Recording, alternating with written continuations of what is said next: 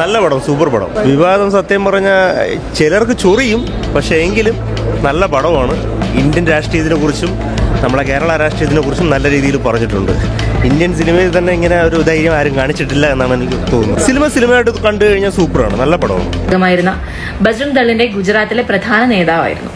2002 ഗുജറാത്ത് കലാപകാലത്ത് അഹമ്മദാബാദിലെ നരോധ പാർട്ടിയിൽ ബജ്രംഗ് ദളിനെ നയിച്ച നേതാവുമായിരുന്നു ഈ പറയുന്ന ബാബു ബജ്രംഗി.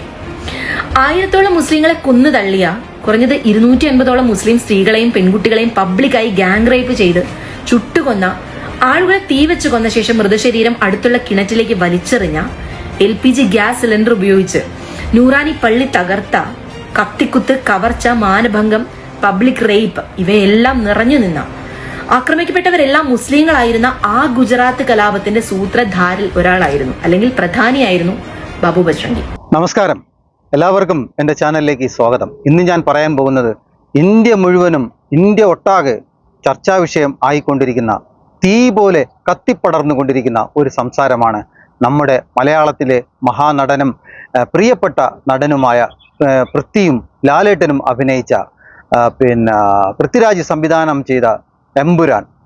ഇന്ന് ഇന്ത്യ ഒട്ടാകെ വലിയ ചർച്ചാ വിഷയമാണ്. മലയാള ചാനലുകളിൽ മാത്രമല്ല, ഇന്ത്യ ഒട്ടാകെ സർവ്വവിധமான ചാനലുകളിലും ചർച്ചാ വിഷയം ആയിക്കൊണ്ടിരിക്കുന്ന, ചൂടേറിയ സംസാരമായിക്കൊണ്ടിരിക്കുന്ന ഒരു ചിത്രമാണ് എമ്പുരാൻ.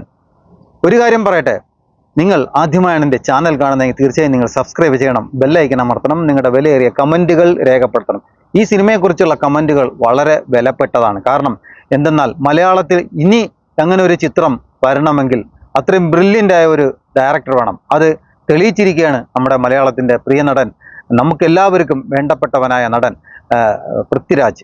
അദ്ദേഹം ഇതിനു മുമ്പ് 2-3 സിനിമകൾ ചിത്രം ഡയറക്റ്റ് ചെയ്തു. അത് നല്ല ചിത്രങ്ങളായിരുന്നു. കാരണം ബ്രോഡാഡി കണ്ടുകൊണ്ടിരിക്കാൻ വളരെ രസകരമായ, ഇന്നും ഞാൻ കാണുന്ന ഒരു ചിത്രമാണ് ബ്രോഡാഡി. അതുപോലെയാണ് ലൂസിഫർ. ആലോചിക്കണം, ലൂസിഫറിൻ്റെ സെക്കൻഡ് പാർട്ടാണ് എമ്പുരാൻ, എമ്പുരാൻ.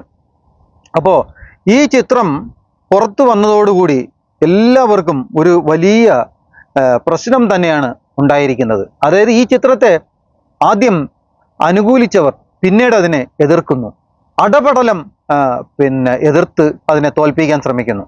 അപ്പോൾ ഇവർ എതിർക്കാൻ ശ്രമിക്കുന്നതിന് ഒപ്പം അതിനേക്കാൾ എത്രയോ 10 മടങ്ങ് മുകളിൽ പൊതുജനം ഏറ്റെടുത്തു. ഇവർ പറയുന്നത് പൊതുജനത്തിൻ്റെ എതിർപ്പ് കൊണ്ടാണ് ഇവർ അത് കട്ട് ചെയ്യേണ്ടതായിട്ട് വന്നത്, ഞങ്ങളാരും പറഞ്ഞിട്ടില്ല എന്നാണ് പറയുന്നത്. ശരിയാണ്, കാരണം പ്രത്യക്ഷമായി അവർ ഒരിടത്തും പറഞ്ഞിട്ടില്ല ഈ സിനിമയിൽ നിന്ന് ഈ രംഗങ്ങൾ കട്ട് ചെയ്ത് മാറ്റണമെന്ന്. പക്ഷേ ലാലേട്ടനും സംഘവും ഇതിൽ എന്തെങ്കിലും ലാലേട്ടൻ ഖേദപ്രകടനം പ്രകടിപ്പിച്ചു. അത് ആവശ്യം ഉണ്ടായിരുന്നു. പക്ഷേ അത് അദ്ദേഹത്തിൻ്റെ മനസ്സിൻ്റെ വലിപ്പം കൊണ്ടാണ് അദ്ദേഹം ആ ഒരു ഖേദപ്രകടനം നടത്തിയത്. നല്ലത്, സന്തോഷം. പക്ഷേ 24 കട്ടിങ്, 24 വെട്ട് ആ സിനിമയിൽ വെട്ടിമാറ്റി. 2 മിനിറ്റും 28 സെക്കൻഡുമാണ്. അതായത് 2.5 മിനിറ്റ് എന്ന് വേണമെങ്കിൽ പറയാം. ഈ 28 സെക്കൻഡും 2 മിനിറ്റും 28 സെക്കൻഡും ഈ സിനിമയിൽ നിന്നും വെട്ടിമാറ്റിയപ്പോൾ അതിൽ നിന്നും എടുത്തു മാറ്റിയ ചില ഭാഗങ്ങളെന്ന് പറഞ്ഞു കഴിഞ്ഞാൽ, ഇതിൽ കൊല ചെയ്യുന്ന ചില ഭാഗങ്ങളുണ്ട്. ആ ഭാഗം അവർ എടുത്തു മാറ്റി. അതായത് ആ ഗർഭിണിയായ സ്ത്രീയെ വയറെല്ലാം വെട്ടിക്കീറുന്ന ഒരു രംഗം, അത് സിനിമയിൽ അങ്ങനെ ഒരു രംഗമില്ല. തള്ളിയിട്ട് വീണവിടെ കിടക്കുന്നു, അങ്ങനെ കൊല ചെയ്തതായിട്ട് ഒരു വിളി, അത് മാത്രമാണ്. ആ രംഗം വേണമെങ്കിൽ വെട്ടിമാറ്റിയെന്ന് പറയാം. കാരണം ഞാൻ ഈ സിനിമ വെട്ട് കുത്തുമൊക്കെ നടക്കുന്നതിന് മുമ്പ് ആണ് കണ്ടത്. പക്ഷേ ഇവർ കാണിച്ച ഈ പരിപാടി ശരിയായില്ല. കാരണം ഇനി കാണാൻ പോകുന്നവർ കണ്ടില്ലേ, ഈ ചിത്രം കണ്ടു, ചുമ്മാ പറയല്ല, ഒരുപാട് ഇഷ്ടപ്പെട്ടു. മലയാളത്തിൽ ഇനി ഒരു ചിത്രം, ഇതുപോലൊരു ചിത്രം വരണമെങ്കിൽ അത്രയും ബ്രില്യൻ്റായ ഒരു ഡയറക്ടർ വേണം. ഇംഗ്ലീഷ് സിനിമകളെപ്പോലും വെല്ലുന്ന തരത്തിലാണ് ഈ സിനിമയുടെ ഡയറക്ഷൻ. ആരും ഒരു കുറ്റവും പറയില്ല. ഇതിൽ ആർക്ക് വിഷമമുണ്ടാക്കുന്ന തരത്തിലുള്ള രംഗങ്ങളാണ് ഇതിനകത്ത് ചിത്രീകരിച്ചിരിക്കുന്നത്. ഇതിൽ ഷീലാമ്മ ഇന്ന് പറഞ്ഞ ഒരു അഭിപ്രായം, യാഥാർത്ഥ്യമല്ലേ അവർ ഇതിൽ കാണിച്ചത്. അവർക്ക് കണ്ട് സിനിമ ഇഷ്ടപ്പെട്ടു. പക്ഷേ എന്തുകൊണ്ടോ നിർഭാഗ്യവശാൽ ചിലർ ഈ സിനിമയെ എതിർക്കുന്നു. അവർ തന്നെയാണ്, ഈ എതിർക്കുന്നവർ തന്നെയാണ് ആദ്യം ഈ സിനിമയ്ക്ക് വേണ്ടി ഒരുപാട് പ്രോത്സാഹനവും നടത്തിയത്. അവർ അടപടലം, ഞാൻ നേരത്തെ പറഞ്ഞു, അടപടലം വെട്ടിമാറ്റുന്നത് പോലെയാണ് അവർ തിരിഞ്ഞത്. കാരണം ഈ സിനിമയുടെ ഉള്ളടക്കം അറിയാതെയാണ് അവർ പിന്നെ ഇതിനെ സപ്പോർട്ട് ചെയ്തത്. പക്ഷേ പടം റിലീസായി ആദ്യത്തെ ഷോ കണ്ടു കഴിഞ്ഞപ്പോൾ മനസ്സിലായി, എടാ നമുക്കിട്ടാണല്ലോ ഈ പണി തരുന്നതാണ്. ഇതിൽ യാഥാർത്ഥ്യ സംഭവമല്ലേ നടന്നിരിക്കുന്നത്. ഈ ബിൽക്കീസ് ബാനു എന്ന് പറയുന്ന ഈ സ്ത്രീ അല്ലെങ്കിൽ ആ പെൺകുട്ടി ആലോചിക്കണം, ഒരു ഗർഭിണിയായ ഒരു പെൺകുട്ടിയെ നിഷ്ഠൂരം വയറ് കീറി അതിൻ്റെ കുഞ്ഞെന്ന് പറയാൻ പറ്റില്ലല്ലോ, 5 മാസം ആയത് ഒരു കുഞ്ഞെന്ന് പറയാൻ പറ്റില്ലല്ലോ, പൂർണ്ണ വളർച്ച എത്താത്ത ആ ഒരു സാധനത്തെ, ആ ഒരു മാംസപിണ്ഡത്തെ പുറത്തെടുത്ത് നിലത്തടിച്ച് നശിപ്പിക്കുകയല്ലേ ചെയ്തത്. അതുപോലെ മറ്റുള്ളവർ, അദ്ദേഹം തെഹൽക്ക എന്ന് പറയുന്ന ഒരു ഏജൻസി ഇതിനോട് പിന്നെ അവരുടെ ഭാഗത്ത് നിന്നൊരു അന്വേഷണം നടത്തി അവർക്ക് കൊടുത്ത ഒരു ഇന്റർവ്യൂവിൽ ഈ ബജരംഗി എന്ന് പറയുന്ന വ്യക്തി പറഞ്ഞിരിക്കുന്ന ചില കാര്യങ്ങൾ മനസാക്ഷിയുള്ള മനുഷ്യനെ മരവിപ്പിക്കുന്ന തരത്തിലാണ് അദ്ദേഹം പറഞ്ഞത്. ഞാൻ വെട്ടിയും കുത്തിയും കൊന്നു, കുട്ടികളെപ്പോലും വെറുതെ വിട്ടില്ല. ഇത് പറയുന്നത് അദ്ദേഹം സ്വന്തമായി പറഞ്ഞതല്ലേ, ആരും അദ്ദേഹത്തിനെ കൊണ്ട് പറയിപ്പിച്ചതല്ലേ. ആ മനുഷ്യൻ സ്വന്തമായി ഞാൻ ഇന്നതൊക്കെ ചെയ്തു എന്ന് സമൂഹത്തോട് വിളിച്ചു പറയല്ലേ ചെയ്തത്. പക്ഷേ ഒരിക്കലും ഇതൊരു ഇന്റർവ്യൂ ആണെന്ന് അറിയാതെ ആയിരിക്കണം ഒരു പക്ഷേ അവർ അത് ചെയ്തത്. കാരണം അവർ നേരത്തെ ഏതൊരു ചാനലിലെ റിപ്പോർട്ടർ ചാനലിലാണെന്ന് തോന്നുന്നു, ഏതിലൊന്നിൽ പറയുന്നുണ്ടായിരുന്നു, ഇത് ഞങ്ങളെ നാട്ടിലും ഇതുപോലൊരു പിന്നെ ഓപ്പറേഷൻ നടത്തണം, അതിനാണ് നിങ്ങളെ സഹായം തേടുന്നത് എന്ന് പറഞ്ഞപ്പോൾ അദ്ദേഹം കൂടുതൽ ചേർത്തതാണോ അല്ലെങ്കിൽ ഉണ്ടാക്കി പറഞ്ഞതാണോ ഒന്നും അറിയില്ല. പക്ഷേ കുറേ മനുഷ്യര്, ജാതി ഏതോ ആവട്ടെ മതം ഏതോ ആവട്ടെ, മനുഷ്യനല്ലേ, ഈ ജാതിയും മതം എന്ന് പറയുന്ന സാധനത്തിനെ ചൂണ്ടിക്കാണിക്കാൻ പറ്റുമോ ആർക്കെങ്കിലും? ഈ പറയുന്നവർ ആരെങ്കിലും ഒരു കൊടിയോ ഒരു തലയിൽ ഒരു തൊപ്പിയോ ഒരു കുരിശോ വെച്ചാൽ അത് ജാതിയാണോ? എന്താണ് ജാതി? എന്തിനാണ് ജാതി? മനുഷ്യൻ നന്നാവിന് വേണ്ടിയിട്ടല്ലേ ജാതിയും മതവും ഉണ്ടാക്കിയത്. അങ്ങനെ കുറെ പാവങ്ങളെ വെട്ടിയും കുത്തിയും കൊന്ന് മണ്ണെണ്ണ ഒഴിച്ച് ചുട്ട്. അതുപോലെ ഇവർ പറയുന്ന ന്യായീകരിക്കാൻ, അതായത് ഈ സംഭവങ്ങളെ ന്യായീകരിക്കാൻ പറയുന്ന മറ്റൊരു വശം, നിങ്ങൾ ആ ട്രെയിനിന്റെ തീവച്ച വാഹം എന്തുകൊണ്ട് കാണിച്ചില്ല എന്നാണ്. ഈ സിനിമയുടെ തുടക്കത്തിൽ ഒരു ട്രെയിൻ കത്തുന്നത് നമുക്കതിൽ കാണാം. പക്ഷേ അതിൽ അവർക്ക് ആവശ്യമുണ്ടായിരുന്ന, അതായത് ഇത് ഒരു ബിസിനസ് മുന്നിൽ കണ്ടുകൊണ്ട് തന്നെയാണ് അവരിത് ചെയ്തത്. ഒപ്പം വലിയൊരു പൊളിറ്റിക്സും ഇതിനകത്ത് അവർക്ക് പറയാനുണ്ടായിരുന്നു. അത് നമ്മുടെ പ്രിയപ്പെട്ട നടൻ്റെ ഒരു മലയാളത്തിലെ കൊടിയേറ്റം ഗോപി, ചിറയൻകീഴുകാരനാണ്, അദ്ദേഹത്തിൻ്റെ മകൻ ഞങ്ങളുടെ അടുത്ത സ്ഥലക്കാരനാണ്. ചിറയൻകീഴ് അവിടെ നിന്നുള്ള മനുഷ്യനാണ് ഗോപി, അദ്ദേഹത്തിൻ്റെ മുരളി ഗോപി. അദ്ദേഹം നല്ല സൂപ്പറായിട്ട് ഇതിൻ്റെ കഥ എഴുതി.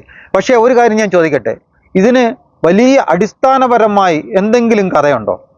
അടിസ്ഥാനമായിട്ട്, അതായത് ഒരു ഫാമിലി ഇരുന്ന് കാണുന്ന തരത്തിൽ എന്തെങ്കിലും ഈ സിനിമയ്ക്കകത്ത് അങ്ങനെ ഒരു കഥയുണ്ടോ? പക്ഷേ ഇതിൻ്റെ മേക്കിംഗ് കൊണ്ടാണ് ആദ്യത്തെ ഷോ കഴിഞ്ഞപ്പോൾ ജനം ഇതിന് ഇടിച്ചു കയറാൻ നിന്നത്. രണ്ടാമത്തെ കേസ്, ലൂസിഫർ എന്ന സൂപ്പർ ഹിറ്റ് ചിത്രം സംവിധാനം ചെയ്ത പൃഥ്വിയുടെ രണ്ടാമത്തെ അല്ലെങ്കിൽ മൂന്നാമത്തെ ചിത്രമാണ് ഇതെന്ന് മറ്റുള്ളവർക്ക് നല്ലതുപോലെ അറിയാം. അപ്പോൾ ഒരു ഗ്യാരണ്ടി അദ്ദേഹത്തിൽ നിന്നുണ്ടാവും. കാരണം ലൂസിഫർ അത്രയും വിജയമായ ഒരു സിനിമയായിരുന്നു. ആർക്ക് വേണമെങ്കിലും കണ്ടുകൊണ്ടിരിക്കാൻ പറ്റുന്ന തരത്തിലുള്ള ഒരു ചിത്രമായിരുന്നു ലൂസിഫർ. ആ ഒരൊറ്റ കാരണം കൊണ്ടാണ് ഈ ചിത്രം കാണാനും പോയത്. ഒരുപാട് വർഷം, 3-4 വർഷങ്ങൾ കഷ്ടപ്പെട്ടാണ് അവർ ഈ ചിത്രം പല രാജ്യങ്ങളിൽ പോയി ഇതിൻ്റെ ഷൂട്ടിംഗ് ചെയ്ത് ഇത്രയും പിന്നെ ഈ ഹെലികോപ്റ്റർ, പള്ളി പൊട്ടിക്കുന്നത്, പള്ളി കത്തിക്കുന്നതും ബോംബ് വയ്ക്കുന്നതും ഇതൊക്കെ സെറ്റിട്ടാണ് ഇതെല്ലാം ചെയ്തിരിക്കുന്നത്. ഈ കുരിശൊടിഞ്ഞ് വീഴുന്നതും ഈ മരങ്ങളൊക്കെ കത്തിക്കുന്നത് ഇതൊക്കെ വെറും സെറ്റുകളാണ്. എൻ്റെ പള്ളിയിലച്ചന്മാരെ, എൻ്റെ സഹോദരങ്ങളായ ക്രിസ്തുമത വിശ്വാസികളെ, ഇതൊക്കെ സെറ്റുകളാണ്. ഇറാഖിൽ ചെന്നിട്ട് ആ പള്ളിയുടെ അകത്ത് കയറി ഇതൊക്കെ ചെയ്യാന്ന് പറഞ്ഞാൽ അതിൻ്റെ ആർട്ട് ഡയറക്ടർമാരൊക്കെ പറയുന്നത് നിങ്ങൾ ഇന്റർവ്യൂകളൊക്കെ പലതും കണ്ടു നോക്കും, അവരൊക്കെ ഇത് സെറ്റിട്ടതാണ്, ഫ്ലെക്സ് വെച്ചാണ് ആ പള്ളിയുടെ അകത്ത് ഇതെല്ലാം ചെയ്തിരിക്കുന്നതെന്ന് അദ്ദേഹം പറയുന്നുണ്ട്. അതുപോലെ ഫ്ലൈറ്റ്, ഈ ഫൈറ്റർ ഫ്ലൈറ്റ് ഒന്നും വിലയ്ക്ക് വാങ്ങിച്ച വാടകയ്ക്ക് എടുത്തൊന്നുമില്ല. ഇത് വെറുതെ നമ്മളെ തൃശ്ശൂരെ പെരുമ്പാവൂര ഇവിടെ ഉണ്ടാക്കിയ സാധനമാണ്. അതിൻ്റെ ഫ്രണ്ട് പോർഷൻ മാത്രം കുറച്ചുണ്ടാക്കി, ബാക്കി കംപ്ലീറ്റ് ഗ്രാഫിക്സ് ആണ്. പക്ഷേ ഇംഗ്ലീഷ് ഫിലിമിനെ വെല്ലുന്ന തരത്തിലുള്ള ഡയറക്ഷൻ, മേക്കിംഗ് എന്ന് പറഞ്ഞാൽ മലയാളത്തിൽ ഇന്നേവരെ കണ്ടിട്ടില്ലാത്ത കേട്ടിട്ടില്ലാത്ത ഒരു ബ്രില്യൻ്റ് മേക്കിംഗ് സിനിമ. ഇതിൻ്റെ ഒറ്റ കാരണം കൊണ്ടാണ് ജനം ഇടിച്ചു കയറിയത്. പിന്നെ ഈ സിനിമ ഒരു സാധാരണഗതിയിൽ അല്ലെങ്കിൽ ആവറേജിന് മുകളിൽ നിൽക്കേണ്ട ഒരു ചിത്രത്തെ ഇത്രയും ഹിറ്റാക്കി മാറ്റിയ ഈ സിനിമയെ എതിർക്കുന്നവർക്ക് ഒരു ബിഗ് സല്യൂട്ട്. കാരണം ഈ ചിത്രം നിർമ്മിച്ചവർ ഉദ്ദേശിച്ചതിനേക്കാൾ മുകളിലാണ് അവരുടെ ഇൻകം തിരിച്ചു വന്നത്, റിട്ടേൺ ഇൻകം വന്നത്. മനസ്സിലായില്ലേ? അവർ ഉദ്ദേശിച്ചതിനേക്കാൾ കൂടുതൽ 10 മടങ്ങ് വേഗത്തിൽ വളരെ പെട്ടെന്ന് പൈസ മുഴുവനും തിരിച്ചു കിട്ടി. കാരണം ബുക്ക് മൈ ഷോയിലാവട്ടെ തിയേറ്ററുകളിലാവട്ടെ ഒരു സ്ഥലത്തും ടിക്കറ്റ് കിട്ടാനില്ല.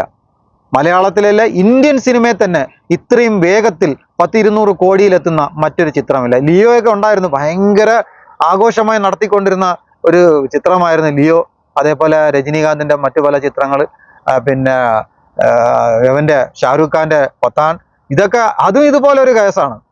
അതിൽ ദീപിക പദുക്കോണിൻ്റെ ബിഗിനി കണ്ടിട്ട് അത് കാവിക്കൊടി എന്നും പറഞ്ഞ്, സത്യത്തിൽ നിങ്ങൾക്കൊക്കെ എന്താണ്? ഇത് ഒരു വസ്ത്രം കണ്ടാൽ പൊളിഞ്ഞു പോകുന്ന ഒരു മതമാണോ നമുക്കൊക്കെ ഉള്ളത്? ആണോ? ഒരിക്കലുമല്ല.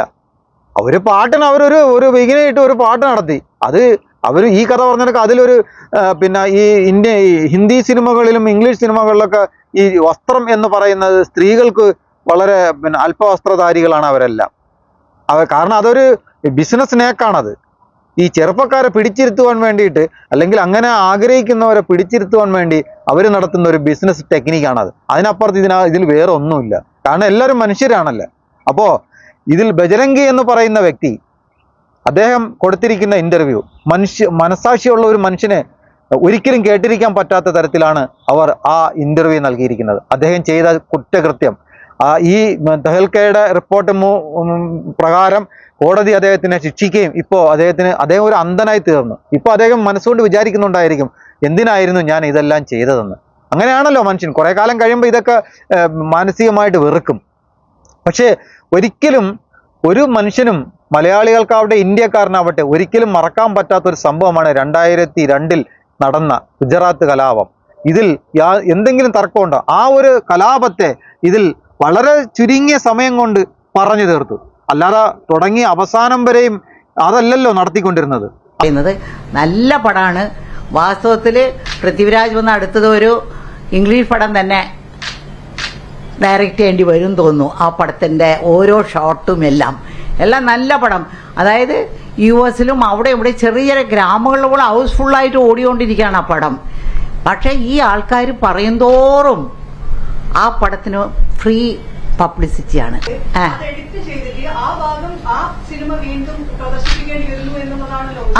അതാണ് ആ പടത്തിന്റെ പബ്ലിസിറ്റി എന്ന് പറയുന്നത്. അപ്പോൾ ആൾക്കാർ അയ്യോ നമ്മൾ ആദ്യം കാണാതിരുന്നല്ലോ ആ പടം. ഇത് നടന്ന കാര്യങ്ങളല്ലേ ഇതൊക്കെ? ആ ഗർഭിണിയെ പെണ്ണിനെ പറ്റിയൊക്കെ നടന്ന കാര്യങ്ങളല്ലേ? അതല്ലേ പിന്നെ അവരെടുത്തത്? എല്ലാം നടന്ന കാര്യങ്ങൾ എന്തെല്ലാം എടുക്കുന്നു അവര്. ഈ സിനിമയിൽ ചിത്രീകരിച്ചിരിക്കുന്നത് ഗുജറാത്തിൽ തന്നെയാണ്. ഈ സിനിമയുടെ ആദ്യ തുടക്ക ഭാഗങ്ങളൊക്കെ ചിത്രീകരിച്ചിരിക്കുന്നത്. ഒരു കാര്യം എടുത്തു പറയേണ്ടത്, ഈ സിനിമയുടെ തുടക്കം കാണിക്കുന്നത് സ്വന്തം പിതാവിനെ കുറിച്ചാണ്. അതായത് സുകുമാരനെ കുറിച്ചാണ്. എന്നെ ഞാനാക്കി മാറ്റിയ എൻ്റെ അച്ഛന് അഭിനന്ദനങ്ങൾ അല്ലെങ്കിൽ നന്ദി എന്ന് പറഞ്ഞുകൊണ്ടാണ് ചിത്രത്തിൻ്റെ തുടക്കം. അത് കഴിഞ്ഞാൽ ഗുജറാത്ത് ഗവൺമെൻറ്റിനാണ് അവർ ഈ എമ്പുരാൻ ടീം നന്ദി പറയുന്നത്. അതിനുശേഷം പറയുന്നത് നമ്മുടെ കേന്ദ്രമന്ത്രി, മലയാളത്തിൻ്റെ പ്രിയപ്പെട്ട നടനും ഇപ്പോഴത്തെ കേന്ദ്രമന്ത്രി സഹമന്ത്രിയുമായ ശ്രീ സുരേഷ് ഗോപിയെ കുറിച്ചാണ് നന്ദി പറഞ്ഞിരിക്കുന്നത്. നിർഭാഗ്യവശാൽ സമ്മർദ്ദങ്ങളുടെ അടിസ്ഥാനത്തിൽ അദ്ദേഹം പറഞ്ഞിട്ടുണ്ടായിരിക്കാം, നിങ്ങൾ എൻ്റെ പേര് എടുത്തു മാറ്റൂ. എന്നിട്ട് അദ്ദേഹം പറഞ്ഞത് ഇതൊരു ബിസിനസ് തന്ത്രമാണ്, വളരെ പെട്ടെന്ന് ഒരു ബിസിനസ് ആക്കി മാറ്റിയെടുക്കാൻ. അതായത് ഇവരൊക്കെ ഉദ്ദേശിച്ചതിനേക്കാൾ വളരെ വേഗത്തിലാണ് ഈ സിനിമ പൈസ വാരി കൂട്ടിയത്. ഇതെല്ലാവരെയും ചൊടിപ്പിച്ചിട്ടുണ്ട്. പിന്നെ ഇതും ഒരു തന്ത്രമായിരുന്നു അദ്ദേഹം പറയുന്നത് പോലെ. ഞങ്ങൾ ആരും പറഞ്ഞിട്ടില്ല എന്ന് അദ്ദേഹം വ്യക്തമായി പറഞ്ഞു. ന്യൂസ് ചാനലിൽ കൂടെ അല്ലേ അദ്ദേഹം പറഞ്ഞത്, ഞങ്ങളാരും പറഞ്ഞിട്ടില്ല വെട്ടിമാറ്റാൻ. അപ്പോൾ പെരുമ്പാവൂർ പിന്നെ ആന്റണി ചേട്ടാ, നിങ്ങൾ എന്തിനാണ് ഈ കണ്ടവരെ അല്ലെങ്കിൽ കാണാത്തവരുടെ അടുത്ത് ഈ തരം പരിപാടി കാണിച്ചത്? 24 വെട്ടൊക്കെ വെട്ടിമാറ്റി, ബജരംഗിന്റെ പേരും വെട്ടിമാറ്റി, NIA പേരും വെട്ടിമാറ്റി, അത് ഉപയോഗിക്കുന്ന വണ്ടി അല്ലെങ്കിൽ പോകുന്ന വാഹനങ്ങളുടെ ഇതൊക്കെ മാറ്റി, പുള്ളിക്കാരൻ്റെ ബജരംഗി എന്നുള്ള പേരും മാറ്റി, സംസാരിക്കുന്ന ഡയലോഗും മാറ്റി, അങ്ങനെ കുറേ ഭാഗങ്ങൾ മാറ്റി, ഇതിൻ്റെ റേപ്പ് സീനും കട്ട് ചെയ്ത് മാറ്റി. അതിൽ വളരെ പ്രധാനപ്പെട്ട ഈ സിനിമയുമായി ബന്ധപ്പെട്ട് ചില പ്രധാനപ്പെട്ട, പക്ഷേ ഒരു കാര്യം എനിക്ക് പറയുവാനുള്ളത്, ഈ സിനിമ ഇങ്ങനെ കാണിച്ചപ്പോൾ, അതായത് ഇതിൽ നിന്നും ഒരുപാട് കട്ട് ചെയ്ത് മാറ്റി ഇനിയും മാറ്റാൻ കഴിയാതെ വന്ന ഭാഗങ്ങളാണ് ഇതിൽ ചേർത്തിട്ടുള്ളതെന്നാണ് എൻ്റെ വിശ്വാസം. കാരണം ഒരു ഷൂട്ടിംഗ് നടന്ന് അത് എഡിറ്റിംഗ് നടക്കുമ്പോൾ വളരെ പ്രധാനപ്പെട്ട ഭാഗങ്ങളാണ് അതിനകത്ത് ഉൾക്കൊള്ളിക്കുന്നത്. അതിനു മുമ്പ് ചില കുഴപ്പം പിടിച്ച, ഇപ്പം ഞാൻ ഈ വീഡിയോ ചെയ്യുന്നതാവട്ടെ, ഇതിൽ നിന്നും ഞാനിത് എഡിറ്റ് ചെയ്ത് മാറ്റുമ്പോഴും ഇതിലെനിക്ക് പല ഭാഗങ്ങളും കട്ട് ചെയ്ത് മാറ്റേണ്ടതായിട്ട് വരും. ഇതിൽ ഞാൻ ഒരിക്കലും ഷൂട്ട് ചെയ്യുന്ന എല്ലാ കാര്യങ്ങളും എൻ്റെ പ്രേക്ഷകർ കേൾക്കുന്നില്ല. പലതും കട്ട് ചെയ്ത് മാറ്റി ആവശ്യമായ അനുയോജ്യമായ ഭാഗങ്ങൾ മാത്രമാണ് ഈ വീഡിയോയിൽ ചേർക്കുന്നത്. അതുപോലെ ഒരു സിനിമ ഷൂട്ട് ചെയ്ത് അത് എഡിറ്റ് ചെയ്യുമ്പോൾ അതിൽ ഒരുപാട് ഭാഗങ്ങൾ കട്ട് ചെയ്ത് മാറ്റും. അപ്പോൾ ഈ സിനിമയിലും അങ്ങനെ കട്ട് ചെയ്യാതെ ഒരുപാട് രംഗങ്ങൾ ഉണ്ടായിരുന്നു. ഈ രംഗങ്ങളെല്ലാം ഇതിൽ കാണിച്ചിരുന്നു എങ്കിൽ എന്തായിരിക്കും ഈ എമ്പുരാൻ ടീമിൻ്റെ അവസ്ഥ? നമ്മുടെ പെരുമ്പാവൂർ ചേട്ടൻ വന്ന് പറഞ്ഞ ആരുടെയും സമ്മർദ്ദമില്ല. എൻ്റെ പൊന്നേട്ടാ, നിങ്ങൾ ഈ പറയുന്നത് കേൾക്കുമ്പോൾ തന്നെ എല്ലാവർക്കും അറിയാം സമ്മർദ്ദത്തിൻ്റെ അടിസ്ഥാനത്തിൽ തന്നെയാണ് നിങ്ങൾ വെട്ടിമാറ്റിയതെന്ന്. കാരണം അതിന് വ്യക്തമായ തെളിവല്ലേ ഈ നേതാക്കൾ പറയുന്നത്, ഞങ്ങൾ ആരോടും പറഞ്ഞിട്ടില്ല എന്ന്. അപ്പോൾ പിന്നെ നിങ്ങൾ എന്തിനു വെട്ടി? നിങ്ങളുടെ ഇഷ്ടത്തിന് ലാലേട്ടൻ്റെ വലിയ മനസ്സുകൊണ്ട് അദ്ദേഹം ഖേദം പ്രകടിപ്പിച്ചു, അതോടുകൂടി ആ വിഷയം അവിടെ തീർന്നല്ലോ. പിന്നെ നിങ്ങൾ എന്തിനു വെട്ടിമാറ്റിയത്? മുരളി ഗോപി ഇതേവരെ പ്രതികരിച്ചിട്ടേ ഇല്ല.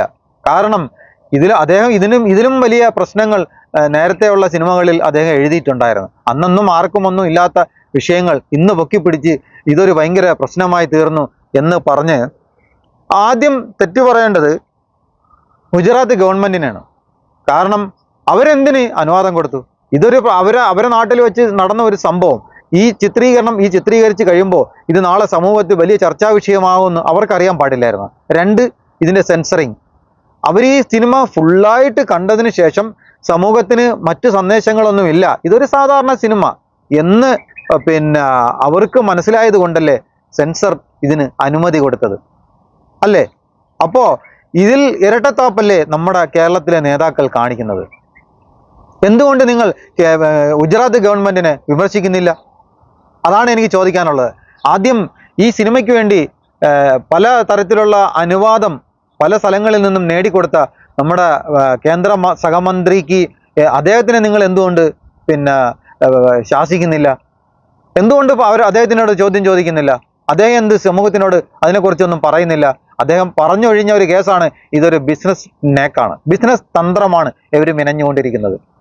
അപ്പോൾ ഈ പെരുമ്പാവൂർ ചേട്ടനും ലാലേട്ടനും സംഘവും ചേർന്ന് നിങ്ങൾ കാണികളെ വിഡ്ഢികളാക്കുകയായിരുന്നോ? അതായത് ഇങ്ങനെ ഒരു പടമെടുത്ത് വിവാദ രംഗങ്ങൾ ചിത്രീകരിച്ച് അതിന് വലിയ പ്രശ്നം ഉണ്ടാകുന്നതിന് മുമ്പ് നമ്മുടെ ഇൻകം പിടിച്ചതിന് ശേഷം നമ്മുടെ മുതൽ മുടക്ക് തിരിച്ചു പിടിക്കുക, അതിനുശേഷം പ്രശ്നം നടക്കുമ്പോൾ അതിൽ നിന്നും ഒരു ഖേദപ്രകടനമോ അല്ലെങ്കിൽ മറ്റേതെങ്കിലും തരത്തിൽ വെട്ടിമാറ്റലോ വലിയ പ്രതീക്ഷ തന്നെയാണ്, ഒരു സംശയമില്ല. കാരണം മലയാള സിനിമയുടെ ഒരു ചേഞ്ച് കാണാനുള്ള ആഗ്രഹം, ഒരു ചരിത്രത്തിന്റെ ഭാഗമാവുക എന്നുള്ളത് സർവേശ്വരനോട് പ്രാർത്ഥിച്ചിട്ടാണ് വന്നിരിക്കുന്നത്. It should be a big hit. ഒരു സംശയമില്ല, മലയാള സിനിമ എന്നുള്ളതല്ല, ഏത് സിനിമാ പ്രേമിക്കും അഭിമാനിക്കാവുന്ന ഒരു പ്രൊജക്റ്റായിട്ടാണ് ഞാൻ കാണുന്നത്. അദ്ദേഹം ഒരു പ്രാവശ്യം കഥ കേട്ട് കഴിഞ്ഞിട്ട് ഓവറോൾ ഓക്കെ ഇതാണ് എന്നുള്ള ഫീല് കിട്ടിക്കഴിഞ്ഞാൽ ഒരിക്കലും അദ്ദേഹം പിന്നെ അതിനകത്ത് ഇന്റർഫിയർ ചെയ്യില്ല. മറ്റുള്ള ആർട്ടിസ്റ്റിന്റെ ഷോട്ട് കുറയ്ക്കാനോ അല്ലെങ്കിൽ ഇതിനോ അല്ലെങ്കിൽ ഈ കഥയിൽ അങ്ങനെ തിരുത്തു വരുത്താനോ ഒന്നും പറയില്ല. കീർത്തിചക്ര തൊട്ടിട്ട് ഞാൻ കഴിഞ്ഞ 71 വരയ്ക്കും ഞാൻ 5 സിനിമ ചെയ്തിട്ടുള്ളത്. ഐ സ്വെയർ യു, അദ്ദേഹം കീർത്തിചക്ര ഫുൾ സിനിമ റിലീസിന് മുന്നേ കണ്ടിട്ടില്ല. മോഹൻലാലിന് ഈ പടം റിലീസിന് മുന്നേ കാണുന്നൊരു സ്വഭാവം ഇല്ല. അദ്ദേഹത്തിന് ഇഷ്ടംപോലെ പണികളുണ്ട്. ഇല്ലാത്ത സമയത്ത്, കിട്ടുന്ന സമയത്ത് അദ്ദേഹം കുറച്ച് സമയം ഫാമിലിയായിട്ട് സ്പെൻഡ് ചെയ്യുന്നുണ്ട്. ഈ സിനിമയ്ക്കും അതുതന്നെയാണ് സംഭവിച്ചിരിക്കുന്നത്. ഈ സിനിമയുടെ പേര് പുറത്തു വന്ന് കണ്ടവർ കാണാത്തവരുടെ അടുത്ത് ഇതിന്റെ കഥകൾ പറഞ്ഞ് അവർ ഈ പ്രശ്നം ചർച്ച ചെയ്തുകൊണ്ടേയിരിക്കും. എന്തെന്നാൽ ഇന്ന് ഇന്റർനെറ്റ് വളരെ ബിസിയാണ്. ഇന്റർനെറ്റിൽ ഈ ഗുജറാത്ത് കലാപത്തിനെ കുറിച്ചും ഈ ആരാണ് ഈ ഗർഭിണിയായ സ്ത്രീ എന്നും അവരെ എങ്ങനെയാണ് കൊന്നതെന്നും ഈ സിനിമ വന്നതിന് ശേഷം ഇന്ന് യൂട്യൂബ് ആവട്ടെ, ഗൂഗിൾ ആവട്ടെ, മറ്റ് സെർച്ച് എഞ്ചിനുകൾ ഏതോ ആവട്ടെ, എല്ലാത്തിലും ഒരുപാട് സെർച്ച് നടന്നുകൊണ്ടിരിക്കുന്ന ഒരേ ഒരു വിഷയമാണ് എമ്പുരാന്റെ സിനിമയിൽ വന്ന ഈ കഥ. അതായത് ഈ പേര്, ഈ ബജരംഗി എന്നുള്ള പേര് ഒരു പക്ഷേ ഒരുപാട് വർഷങ്ങൾക്ക് മുമ്പുള്ളവർ കേട്ടി, ഈ സംഭവം നടന്ന സമയത്തുള്ള ആൾക്കാർ കേട്ടിട്ടുണ്ടായിരിക്കാം. 2002 ശേഷം ജനിച്ച് ആണോ പെണ്ണായിട്ട് ജനിച്ച് വളർന്ന കുട്ടികൾ ഇതിനെക്കുറിച്ച് ചർച്ച ചെയ്തതായിട്ട് അവർക്ക് യാതൊരു അറിവുമില്ലല്ലോ. ഈ സിനിമ വന്നതിന് ശേഷമാണ് അവർ ഈ വിഷയത്തിലേക്ക് കടക്കുന്നത്. ഈ സിനിമയിലൂടെ ഇത് ഇത്രയും വലിയ ഒരു ഭീകരമായ സംഭവമായിരുന്നു എന്ന് അവർ ഇപ്പോൾ സെർച്ച് ചെയ്ത് വായിക്കുകയും കാണുകയും ചെയ്തുകൊണ്ടിരിക്കുകയാണ് എന്നുള്ള കാര്യത്തിൽ ഒരു തർക്കവുമില്ല. ഒരിക്കലും ഒരു മനസാക്ഷിയെ മരവിപ്പിക്കുന്ന തരത്തിലാണ് ഈ ഒരു നമ്മുടെ ഈ ചാനൽ ചർച്ചയിലൊക്കെ ആൾക്കാർ പറയുന്നു, എന്തുകൊണ്ടാണ് ഇത് നിങ്ങൾ ട്രെയിൻ കത്തിക്കുന്നത്? അതായത് നമ്മുടെ സുജയ പാർവതി ബഹുമാനപ്പെട്ട അല്ലെങ്കിൽ പ്രിയപ്പെട്ട ഒരു അവതാരികയാണ് അവർ ഈ ചർച്ച, അവരുടെ ചാനൽ ചർച്ചയുടെ റേറ്റിംഗ് കൂട്ടുന്നതിന് വേണ്ടിയിട്ട് ഇവരെ സംഖ്യയായി ഒരു സൈഡിൽ മാറ്റി ഇരുത്തിയിട്ട് ബാക്കി എല്ലാവരും ചർച്ച ചെയ്യണം. പക്ഷേ ഇവര് ആരോഗ്യകരമായ ചർച്ചകൾ തന്നെയാണ് ഈ റിപ്പോർട്ടർ ചാനലിൽ നടക്കുന്നത്. നമുക്ക് കണ്ടുകൊണ്ടിരിക്കാം. ഒരേ ഒരാളെ ഉള്ളു അതിൽ. പക്ഷേ സുജയ പാർവതി ഒറ്റയ്ക്കും ബാക്കി 3 പേര് അവര് ചേരി തിരിഞ്ഞ് സുജയ പാർവതി ഒറ്റയ്ക്ക് പിടിച്ചു നിൽക്കുന്നുണ്ടല്ലോ. അത് അവരുടെ ചങ്കൂറ്റം ഭയങ്കരമാണ്. അപ്പൊ അവര് പറയുന്നുണ്ട്, എന്തുകൊണ്ട് ഈ ട്രെയിൻ കത്തിക്കുന്നത് കാണിക്കുന്നില്ല? ട്രെയിൻ കത്തിക്കുന്നത് കാണിക്കുന്നുണ്ട് മാഡം. സിനിമയുടെ തുടക്കത്തിൽ ഈ ട്രെയിൻ കത്തിക്കുന്നതും കൊലപാതകങ്ങളും വെടിവെപ്പും ഈ എല്ലാം കൂടി കലർത്തിയിട്ടാണ് ആ സിനിമയുടെ തുടക്കം തന്നെ. ഇതിൽ നിങ്ങൾ വേവലാതിപ്പെടേണ്ട കാര്യമില്ല. നിങ്ങൾക്ക് എന്തിനാണ് പൊള്ളുന്നത്? നിങ്ങളുടെ എവിടെയാണ് ഹേർട്ട് ചെയ്തത്? ഇതൊരു യാഥാർത്ഥ്യ സംഭവമല്ലേ? 2002 ഗുജറാത്തിൽ നടന്ന ഒരു കൊടും കൊലപാതകമല്ലേ ഇത്? ഒരു ഗർഭിണിയായ സ്ത്രീയെ വെട്ടി കീറി മണ്ണെണ്ണ ഒഴിച്ച് കത്തിച്ച്, പെട്രോൾ ഒഴിച്ച് കത്തിച്ച് കളഞ്ഞത്. മനുഷ്യരല്ലേ അവര്? ഏത് ജാതിയിലും മതത്തിലും ഉള്ളവരായിക്കൊണ്ട് പോട്ടെ, അവർ മനുഷ്യരല്ലേ? സാത്താനെ സമീപിക്കുന്നത്, സാത്താനെ ഐക്യം എന്ന് പറഞ്ഞ അല്ലെങ്കിൽ വന്ന് എന്ന് പറഞ്ഞത് തിന്മയെ പ്രോത്സാഹിപ്പിക്കാനല്ല, തിന്മയ്ക്കെതിരെ പോരാടാനാണ്. അതാണ് ആ സിനിമയിൽ കാണിച്ചിരി. അതൊരു സന്ദേശമാണ്. ഒരുപാട് പ്രശ്നങ്ങളുടെ മേൽ പ്രശ്നങ്ങൾ മലയാളത്തിൽ ഇത്തരത്തിലൊരു, ഈ തമിഴ്നാട്ടിൽ പോലും ഇത് ഭയങ്കര ചർച്ചാ വിഷയമായിരിക്കുകയാണ്. കുറെ ആൾക്കാർ, കുറെ പൃഥ്വിരാജിന്റെയും ലാലേട്ടന്റെയും ഗോകുലം ഗോപാലിന്റെയൊക്കെ ഫോട്ടോയൊക്കെ വെച്ചിട്ട് കുറെ ചെരുപ്പമായിട്ട് നിൽക്കണേ. ഇതുപോലെ കേരളത്തിൽ ഇതിനെ എതിർക്കുന്നവരുടെ പാർട്ടിക്കാർ അവിടെ ഉണ്ടല്ലോ. അവരാണ് ഇത് ചെയ്യുന്നത്. അവർക്ക് ഇതിന് പറ്റൂ. ബാക്കി ആരും ഇതിന് ഒന്നും പറയുന്നില്ല. സിനിമ കാണുന്നു, നല്ലതാണെന്ന് പറയുന്നു, നല്ല അഭിപ്രായം പറയുന്നു. അവരും ചോദിക്കുന്നുണ്ട്, മലയാളത്തിൽ ഇത്രയും ബ്രില്യൻ്റ് ആയ ഒരു ഡയറക്ടർ ഇനി ഉണ്ടാകുമോ എന്നാണ് അവരും ചോദിക്കുന്നത്. കാരണം ഇനി അദ്ദേഹം തമിഴിലൊരു സിനിമ ചെയ്താൽ അതൊക്കെ ഭയങ്കര ഓട്ടമായിരിക്കും. ഒരു കാര്യം, ഇദ്ദേഹത്തിനെ നഷ്ടപ്പെടുമോ എന്ന് ഓർക്കണം. കാരണം മറ്റ് സംസ്ഥാനങ്ങളിൽ ഇദ്ദേഹത്തെ എടുത്തുകൊണ്ട് പോവും. കാരണം ഇന്ത്യൻ സിനിമയാവട്ടെ, ഇംഗ്ലീഷ് സിനിമയാവട്ടെ, അതിനെയൊക്കെ വെല്ലുന്ന തരത്തിലല്ലേ നമ്മളെ പൃഥ്വിയേട്ടൻ ചെയ്തിരിക്കുന്നത്. ഒന്നും പറയാനില്ല. പൃഥ്വിയേട്ട സൂപ്പർ, നിങ്ങൾക്ക് ബിഗ് സല്യൂട്ടാണ്. ബജരംഗി എന്ന ഒരു കൊടും തീവ്രവാദിയെ, അദ്ദേഹം ഒരു സാധാരണ മനുഷ്യനെന്ന് പറയാൻ പറ്റില്ല. ബജരംഗി എന്ന് പറയുന്ന അദ്ദേഹത്തിന്റെ പേര് ഈ സിനിമയിൽ ഇപ്പം മാറ്റി മറ്റൊരു പേര് ചേർത്തു. ഈ ബജരംഗി എന്ന് പറയുന്ന ഒരു മനുഷ്യനെ ഇത്രയും ഭംഗിയായി അഭിനയിക്കാൻ പൃഥ്വി തിരഞ്ഞെടുത്ത വ്യക്തി സൂപ്പറാണ്. അദ്ദേഹം വളരെ ഭംഗിയായി, ഒരുപക്ഷെ സിനിമ കണ്ടാൽ എപ്പോഴും നമ്മുടെ മനസ്സിൽ തങ്ങി നിൽക്കുന്ന ഒരേ ഒരു മുഖം അയാളുടേതാണ്. മറ്റാരുമല്ല, ലാലേട്ടൻ്റെതോ പൃഥ്വിയുടേതോ ആരുടെയോ അല്ല. അയാളുടെ മുഖം മായേയില്ല, മനസ്സിൽ തങ്ങി നിൽക്കും. ഇതാണ് നമ്മുടെ നാട്ടിലെ രാഷ്ട്രീയ പ്രവർത്തകർക്ക് അല്ലെങ്കിൽ ഈ സിനിമയെ എതിർക്കുന്നവരുടെ മനസ്സിലെ ഏറ്റവും വലിയ മുൾക്കുത്ത്. കാരണം ആ മുഖം, ആ ബോഡി ലാംഗ്വേജ്, അദ്ദേഹം ചെയ്യുന്ന ആ ക്രൂരത ഇത്രയും ബ്രില്യൻ്റ് ആയിട്ട് ചിത്രീകരിച്ച മറ്റൊരു ചിത്രം ഇല്ല എന്ന് തന്നെ പറയാം. അദ്ദേഹത്തെ ആരും മറക്കുകയുമില്ല. ഇനി കാലം എത്ര കഴിഞ്ഞാലും ശരി, ഈ സിനിമ ഉള്ളിടത്തോളം കാലം, അല്ലെങ്കിൽ ഈ സിനിമ എന്നേക്കുമായി നശിപ്പിക്കണം. അങ്ങനെയാണെങ്കിൽ ഇനി ഉണ്ടാവില്ല. പക്ഷേ ഇത് ഇന്റർനെറ്റിലാവട്ടെ, യൂട്യൂബിലാവട്ടെ, അല്ലെങ്കിൽ മറ്റേതെങ്കിലും പ്ലാറ്റ്ഫോമിലാവട്ടെ, ആരെങ്കിലും എപ്പോഴെങ്കിലും കാണാൻ ഇടയായാൽ തീർച്ചയായും ഈ ഗുജറാത്ത് കലാപത്തെക്കുറിച്ച് സംസാരിക്കും. അവരോർക്കും, ഇതിൽ കൊല്ലപ്പെട്ട മനുഷ്യരെ കുറിച്ച് അവർ ആലോചിച്ച് വിഷമിക്കും.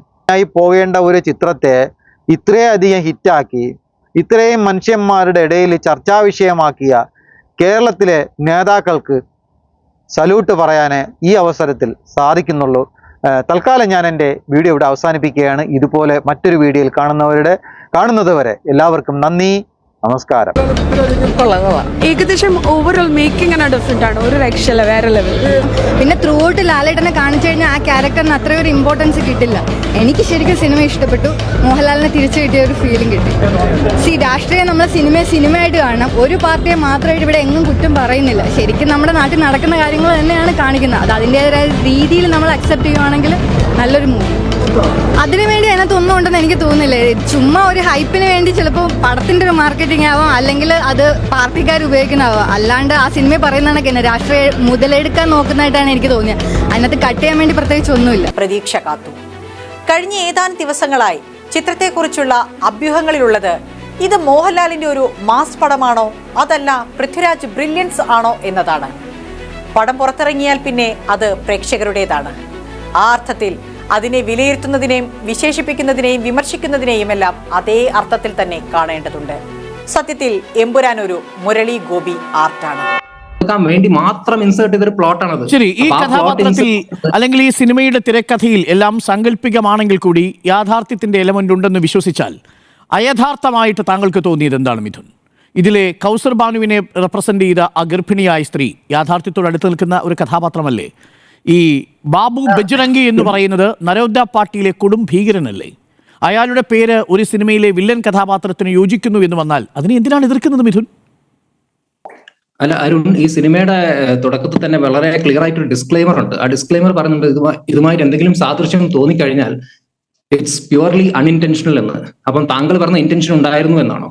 അല്ലല്ല, എന്റെ ചോദ്യം അത് സാങ്കല്പികമാണെങ്കിലും അത് യാഥാർത്ഥ്യമാണെങ്കിലും താങ്കൾ എന്താണ് വിശ്വസിക്കുന്നത്? ആ സിനിമയിൽ ചിത്രീകരിച്ചിരിക്കുന്ന പലതിനും ഞാൻ വിശ്വസിക്കുന്നത് യാഥാർത്ഥ്യവുമായി അടുത്ത ബന്ധമുണ്ട് എന്നാണ്.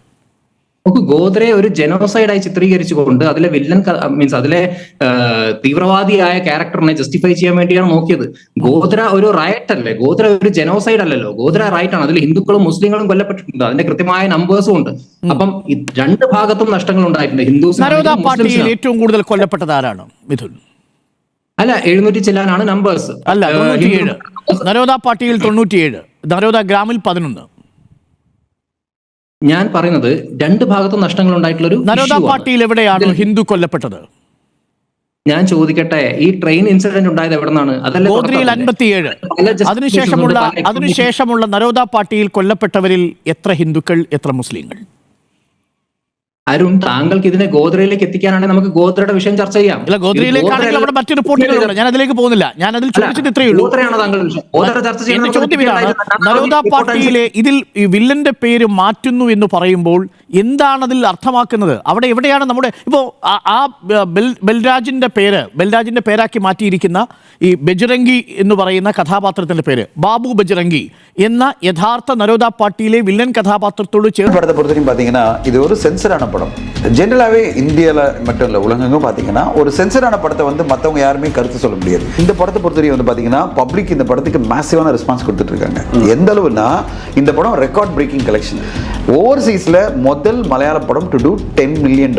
எனக்கு தெரிஞ்சு 250-300 கோடின்றது டெஃபினட்டாக இந்த படம் பண்ணும். இது யாருக்காக இந்த மாற்றங்கள்லாம் அவங்க பண்ணுறாங்க அப்படின்னு வரும்போது பார்த்தா ஏதோ ஒரு பொலிட்டிக்கல் ரீசனால இருக்கலாம், ஏதோ ஒரு விஷயத்தில் இவங்க வந்து ஒரு சின்ன அச்சம் இருக்கலாம். ஒரு பர்டிகுலர் சாராருக்கு வந்து இந்த படம் பிடிக்கல, அவங்க வந்து ஏதோ இந்த படம் வந்து அவங்களுக்கு எதிராக இருக்கு அப்படின்னு காண்பிக்கப்பட்டது. இதனால நம்மளுக்கு நாளைக்கு ஃபியூச்சர்ல ஏதாவது பிரச்சனை வருமோ அப்படின்றதுனால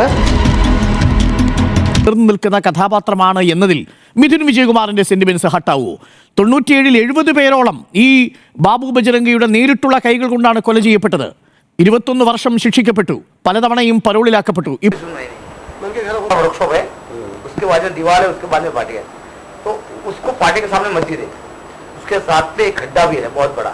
वहाँ मैदान में सबको मारा और हमने 7 बजे फोन करके गृह मंत्री को बता दिया था और जयदीप भाई को भी बता दिया था कि इतने लोग मरे हैं, आप अब संभाल लेना। इन्होंने कुछ भी किया कि नहीं संभला। क्या हुआ, रात को 2:30 बजे मेरे नाम का FIR हो गया और FIR हो गया देखो वहाँ था, ऑर्डर भी दे दिया कमिश्नर ने। हाँ, कमिश्नर ने दे दिया। कुएं में हम लोग कुएं में वो लोग आके इकट्ठा हो गए। ये सारे बहुत बड़ा खड्डा था, सवाल जैसा। इधर से तो आए, इधर से चढ़ नहीं सकते थे, तो मैं बहुत सभी एक ही साथ इकट्ठा हो गए, फिर क्या वो सब चिपकने लगे एक दूसरे को, मरते मरते बोले तू भी जा, तो तू काय को बचता, तू भी आ जा साथ, उसमें सब ज्यादा हो गया था। तो फिर उसमें इन लोगों ने तेल डाल दिया, तेल टायर सब उस टाइम तो तेल तो पूरा हमारे साथ में इतना सामग्री था ना, आगे से हमने इतना कार्बा भरा, रात को हमने पेट्रोल पंप से इतना पेट्रोल वाला भी हमको फ्री दिया था, पेट्रोल डीजल। फिर वो जो थोड़े आगे जाते थे वहाँ मस्जिद थी, मस्जिद के आगे सब वो इकट्ठा हो गए, फिर काटो मारो में जल भी गए पूरा हो गया। नहीं तो लेकिन इन्होंने बच्चों को, औरतों को भी कायदे से काटा है।